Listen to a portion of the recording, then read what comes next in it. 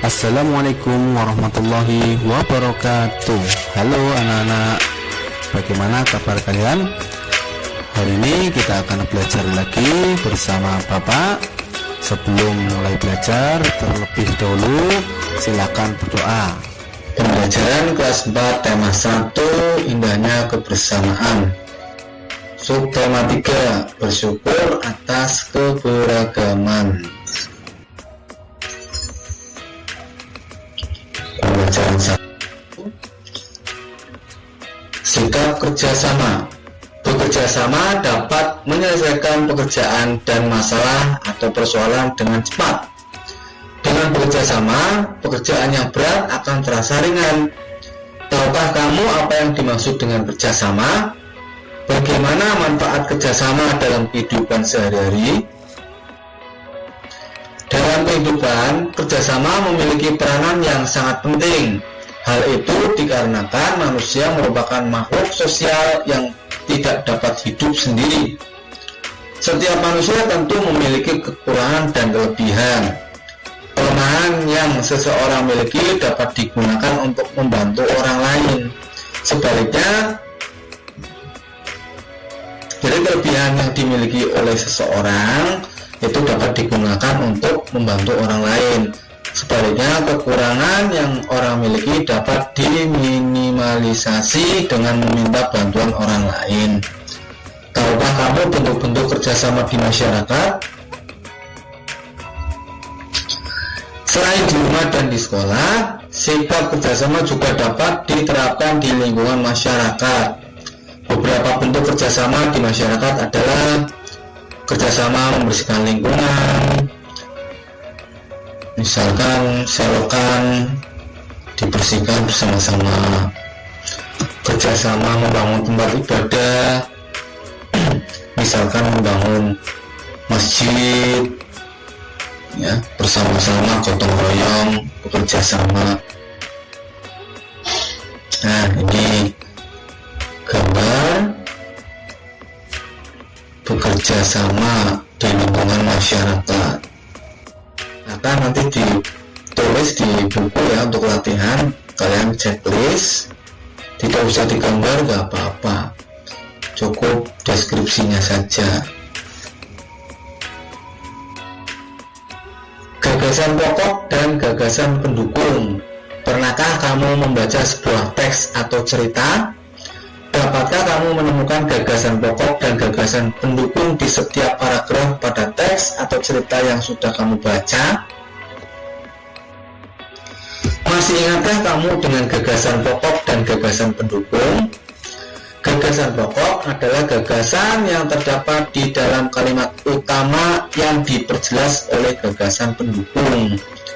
Adapun gagasan pendukung adalah gagasan yang terdapat di dalam kalimat penjelas yang berfungsi memperjelas gagasan utama.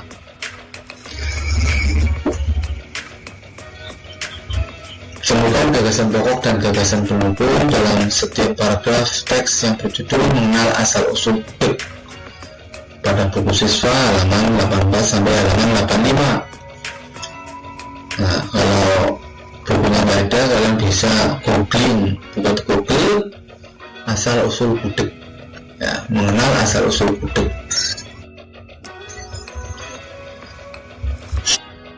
Pembelajaran 2, keberagaman suku, etnis, sosial, budaya, dan agama. Tahukah kamu mengenai keberagaman suku, etnis, sosial, budaya, dan agama di provinsi yang ada di Indonesia? Dapatkah kamu menceritakan di depan teman-temanmu?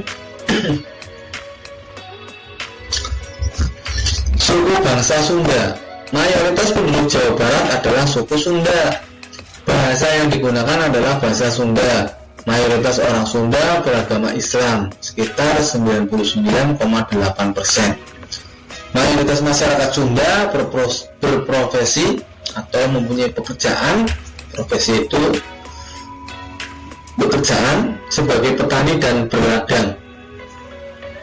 Selain bertani, masyarakat Sunda sering memilih untuk menjadi pengusaha dan pedagang sebagai mata pencahariannya. Mata pencahariannya sama dengan pekerjaan atau profesi. Tahukah kamu bentuk keberagaman suku bangsa yang lainnya? Tahu nggak? Selanjutnya suku bangsa Kalimantan Selatan. Etnis Banjar merupakan mayoritas penduduk Kalimantan Selatan. Etnis Banjar terdiri atas 3 kelompok, yaitu Banjar Kuala, Pahuluan, dan Batang Banyu. Islam adalah agama mayoritas yang dianut sekitar 97%. Masyarakat Kalimantan Selatan, jadi yang dianut Kalimantan Selatan, masyarakat Kalimantan Selatan itu mayoritas agamanya adalah Islam, 97%. Sektor pertanian merupakan sektor yang paling banyak menyerap tenaga kerja. Hasil utama pertanian adalah padi, jagung, ubi kayu, dan ubi jalar. Hasil utama perkebunan adalah kelapa sawit. Sektor perdagangan adalah sektor kedua terbesar dalam penyerapan tenaga kerja. Industri di Kalimantan Selatan didominasi oleh industri manufaktur mikro, disusul oleh industri manufaktur besar dan sedang. Pertambangan didominasi batu bara, minyak bumi, emas, intan, kaloin, marmer, dan batu-batuan. Suku bangsa Jawa Tengah. Mayoritas penduduk Jawa Tengah adalah suku Jawa. Adapun suku minoritas yang cukup signifikan adalah Tionghoa. Tionghoa itu suku dari bangsa Cina. Umumnya mereka memiliki usaha di bidang perdagangan dan jasa. Di perbatasan Jawa Barat terdapat pula suku Sunda. Di perbatasan Jawa Timur, pedalaman Blora, terdapat komunitas Samin yang terisolasi. Islam merupakan agama yang dianut sebagian besar penduduk Jawa Tengah. Pertanian merupakan sektor utama perekonomian Jawa Tengah. Kawasan hutan di bagian utara dan selatan merupakan penghasil kayu jati. Selain itu, Jawa Tengah juga terdapat sejumlah industri besar dan menengah. Di Cepu terdapat cadangan minyak bumi yang cukup signifikan. Daerah ini juga dikenal sebagai daerah tambang minyak. Berikut beberapa rumah adat provinsi di Indonesia. Ya, kalian bisa amati ini gambar rumah adat provinsi di Indonesia. Tarian tradisional Sumatera Barat. Tahukah kamu tarian tradisional yang berasal dari daerah Sumatera Barat? Dapatkah kamu mempraktikkan gerakan tari tersebut? Tari piring dari Sumatera Barat ini. Tari tradisional yang berasal dari daerah Sumatera Barat adalah tari piring. Tari piring merupakan ikon budaya Minangkabau seperti rumah gadang. Energi, dinamis, dan atraktif, begitulah tari piring dibawakan. Tari piring merupakan hasil kreasi dari artis terkenal Minangkabau, yaitu Huriman Adam. Tarian ini dibawakan secara berkelompok. Jumlah penarinya biasanya ganjil, 3 hingga 5 personil. Tari piring asal Sumatera Barat. Ini gambar tari piring asal Sumatera Barat. Adapun gerak dalam tari piring antara lain sebagai berikut: gerak pasembahan, gerak cangkul, gerak singan juluk. Ya, kalian bisa baca ini banyak sekali rekam geraknya. Gerak menyemai, gerak mencabut benih. Ya. Pembelajaran ketiga. Tarian tradisional Kalimantan Selatan. Tahukah kamu tarian tradisional yang berasal dari daerah Kalimantan Selatan? Dapatkah kamu mempraktikkan gerakan tari tersebut? Tari Radap Rahayu. Tari tradisional yang berasal dari daerah Kalimantan Selatan adalah tari Radap Rahayu. Tari ini adalah kesenian klasik dari Banjarmasin, Kalimantan Selatan. Tarian ini merupakan salah satu tarian untuk penyambutan tamu sebagai tanda penghormatan. Tari Radap Rahayu awalnya hanya ditampilkan dalam acara adat seperti perkawinan, kehamilan, kelahiran, dan kematian.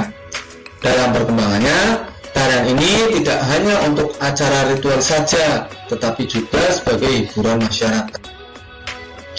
Gerakan tari Rada Berayu, kalian bisa amati nih gambarnya.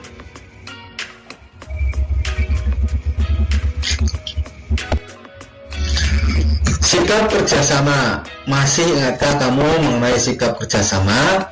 Sudahkah kamu mempraktikkan sikap kerjasama dalam kehidupan sehari-hari? Sikap kerjasama dapat kalian pahami dari cerita teks yang berjudul Kekuatan Kerjasama Tim pada buku siswa halaman 104. Bisa juga dibuka di Google Kekuatan Kerjasama Tim. Dari cerita tersebut dapat disimpulkan bahwa sebuah pekerjaan yang berat bisa terselesaikan dengan kerjasama. Oleh karena itu, kamu bisa belajar untuk menghadapi segala kesulitan dengan ide dan kerjasama. Gagasan pokok dan gagasan pendukung tadi sudah dibahas di pertemuan sebelumnya ya. Dari paragraf-paragraf pada cerita teks yang berjudul Kekuatan Kerjasama Tim, kamu dapat menemukan gagasan pokok yang terdapat di dalam kalimat utama yang diperjelas oleh gagasan pendukung yang terdapat dalam kalimat penjelas.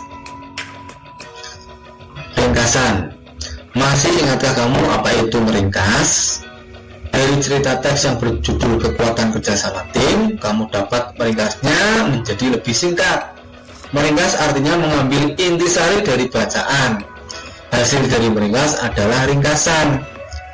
Ringkasan adalah penyampaian karangan atau peristiwa yang panjang ke dalam bentuk singkat dan efektif. Perlu diingat juga bahwa sebelum meringkas, kamu harus membaca naskah asli yang ada. Jadi meringkas itu yang tadinya teksnya panjang, banyak, itu menjadi sedikit. Menuliskan poin-poin pentingnya saja. Jangan sampai kamu meringkas tapi kok sama banyaknya dengan yang diringkas, berarti belum meringkas. Pembelajaran 4. Sifat-sifat bunyi. Masih ingatkah kamu tentang sifat bunyi? Dapatkah kamu menjelaskannya di depan teman-temanmu? Bunyi merupakan sesuatu yang sangat penting bagi kehidupan kita. Bunyi dapat kita dengar melalui indera pendengaran, yaitu telinga. Berikut bagian-bagian telinga. Kalian bisa amati, ada tulang landasan atau inkus, saluran semisirkuler, ada saraf koklea seperti rumah siput itu, saluran eustachius, kemudian stapes atau tulang sanggurdi, tulang martil atau malleus, membran timpani, ada saluran telinga luar. Ini jadi bagian-bagian telinga kita. Telinga tersusun dari 3 bagian. Ketiga bagian itu adalah telinga bagian luar, tengah, dan dalam.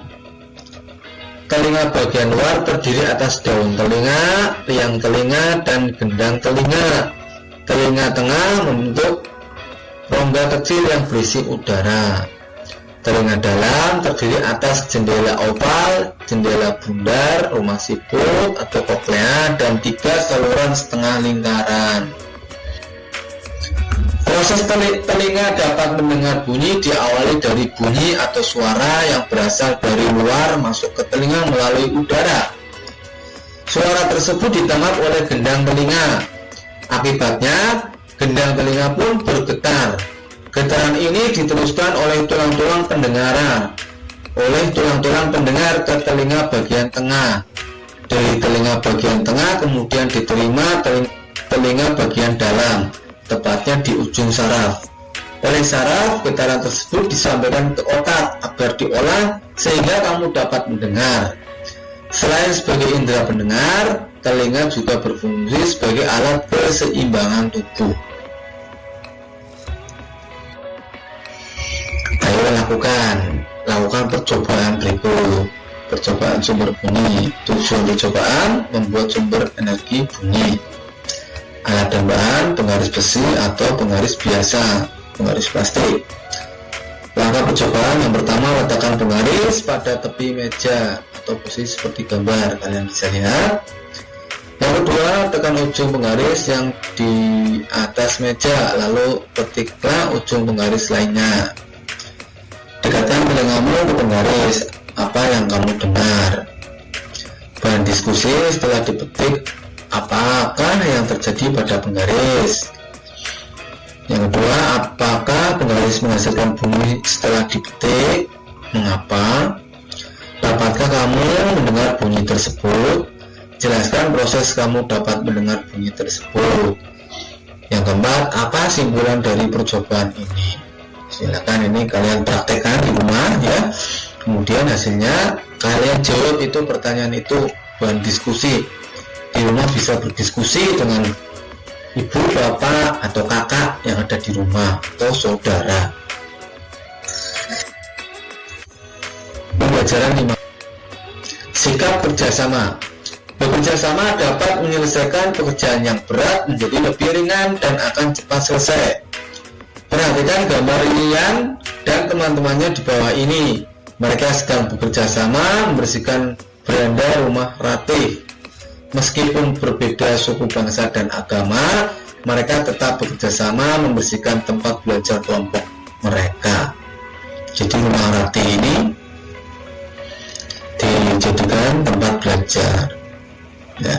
Jadi bekerja sama itu tidak usah pilih-pilih memandang dari suku mana. Bekerja sama kita bareng-bareng, tidak usah membeda-bedakan asal daerah. Masih ingatkah kamu mengenai sikap kerjasama? Pernahkah kamu melakukan kerjasama di lingkungan sekitarmu? Pernah tidak? Kerjasama apa yang kamu lakukan? Ayo coba ingat-ingat. Banyak sekali contoh bentuk kerjasama yang ada di lingkungan sekitarmu. Salah satunya adalah kerjasama merawat balai pertemuan. Berikut ini adalah contoh-contoh bentuk kerjasama di lingkungan masyarakat. Kerjasama membangun tanggul, siskampling, membangun tempat siskampling untuk pos ronda ya, di lingkungan masyarakat. Bisa juga membangun jembatan bersama-sama, bisa juga membersihkan selokan dan lain-lain. Warga sedang melakukan ronda, ini juga bentuk kerjasama. Kerjasama merupakan kegiatan positif. Kegiatan positif itu kegiatan yang baik dan banyak membawa manfaat, baik manfaat untuk perseorangan maupun banyak orang. Secara umum, manfaat kerjasama adalah bisa saling mengenal, mempererat persaudaraan, meningkatkan rasa kebersamaan, membina kerukunan antar warga, dan mempererat hubungan warga. Oleh karena itu, kegiatan tersebut harus dipertahankan jika perlu dijadikan budaya dalam kehidupan kita. Misalnya, gotong royong di pedesaan. Nah, kerjasama itu ada yang bersifat negatif, ada yang bersifat positif. Nah, kerjasama yang bersifat positif itu yang bersifat baik. Nah, yang bersifat negatif itu kerjasama yang tidak baik, itu tidak diikuti, jangan diikuti. Kalau yang baik itu harus diikuti. Jadi kerjasama ada yang baik, ada yang tidak. Ikuti kerjasama yang baik, yang positif saja. Pembelajaran 6. Permainan tradisional. Tahukah kamu egrang merupakan salah satu permainan tradisional? Pernahkah kamu bermain egrang bersama teman-temanmu? Apa yang kamu ketahui tentang permainan egrang? Anak-anak, egrang merupakan salah satu permainan tradisional yang masih sering dimainkan saat ini. Egrang disebut juga jangkungan. Egrang merupakan permainan tradisional yang menggunakan galah atau tongkat agar seseorang dapat berdiri dalam jarak tertentu di atas tanah. Permainan egrang ada dua, yaitu perlombaan lari dan pertandingan untuk saling menjatuhkan dengan cara saling memukulkan kaki-kaki bambu. Nilai budaya dari permainan egrang antara lain kerja keras, keuletan, dan sportivitas. Peta pikiran. Dapatkah kamu membuat cerita tentang permainan egrang? Untuk memudahkanmu dalam membuat sebuah cerita, kamu dapat membuat sebuah peta pikiran terlebih dahulu. Masih ingatkah kamu dengan peta pikiran? Hal apa saja yang perlu diperhatikan dalam membuat peta pikiran? Peta pikiran adalah alat yang membantu seseorang untuk berpikir secara teratur. Adapun hal yang perlu diperhatikan dalam membuat peta pikiran adalah: yang pertama, mulailah peta pikiran dari bagian tengah kertas kosong secara mendatar. Yang kedua, gunakan gambar, foto, atau tulisan yang menjadi ide sentral. Yang ketiga, hubungan cabang-cabang utama ke pusat. Ayo menulis. Buatlah sebuah peta pikiran dari cerita yang berjudul Permainan Egrang pada kolom berikut ini. Permainan egrang, silakan kalian isi titik-titiknya itu, kalian gambar di buku tugas kalian. Gagasan pokok dan gagasan penjelas sudah dibahas juga pada pertemuan sebelumnya. Sebuah teks atau cerita terdiri atas satu paragraf atau beberapa paragraf. Jadi teks itu gabungan dari beberapa paragraf. Nah, paragraf itu terdiri dari kalimat-kalimat. Gabungan kalimat membentuk paragraf. Gabungan paragraf membentuk teks. Dalam paragraf terdiri atas gagasan pokok dan gagasan penjelas. Masih ingatkah kamu tentang gagasan pokok dan gagasan penjelas? Dapatkah kamu menjelaskan kepada teman-temanmu? Gagasan pokok adalah gagasan yang menjadi inti kalimat utama paragraf. Sedangkan gagasan penjelas adalah gagasan yang terdapat pada kalimat penjelas paragraf. Agar kalian lebih memahami tentang gagasan pokok dan gagasan penjelas, tentukan gagasan pokok dan gagasan penjelas atau pendukung pada tiap-tiap paragraf dalam cerita yang berjudul Permainan Egrang pada buku siswa halaman 116 sampai 117. Bisa juga kalian googling, buka Google permainan egrang ya. Itulah kegiatan belajar kita hari ini. Semoga dapat bermanfaat. Tetap semangat belajar, jaga kesehatan. Wassalamualaikum warahmatullahi wabarakatuh.